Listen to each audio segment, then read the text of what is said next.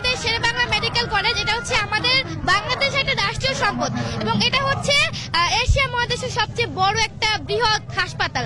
তো এই হাসপাতাল যদি দিন দিন এরকম মানে সার্ভিসটা যদি এরকম নিচের দিকে যেতে থাকে, তাহলে তো আমরা ছোট বড় যারা যারা আছে সর্বস্তরের মানুষ দাবিতে নামবো।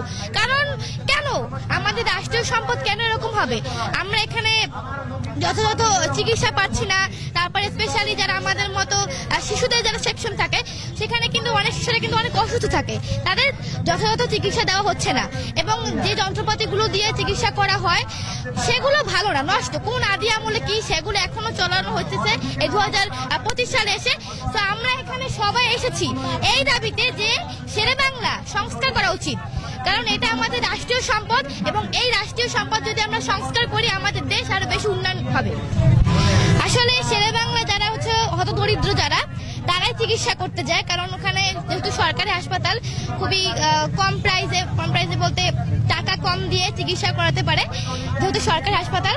তো সেখানে যদি এরকম অন্যায় হয়, সেখানে যদি এরকম কি বলে খারাপ পরিবেশ, তারপর হচ্ছে এরকম ভালো সার্ভিস যদি না দেওয়া থাকে, তাহলে যারা অসহায় মানুষ তারা কেন সরকারি হাসপাতালে যাবে? তারা তো যায় টাকা কম লাগবে, একটু ভালো একটু কি বলে চিকিৎসা পাবে তার জন্য। আর এই সরকারি হাসপাতাল মেইনলি হচ্ছে যারা হতদরিদ্র, যারা খুবই কম রোজগার করে তাদের জন্য। তারা যদি প্রতিনিয়তই এরকম সুযোগ সুবিধা থেকে বঞ্চিত হয় তাহলে তো একটা কি বলে খুব খারাপ একটা বিষয়।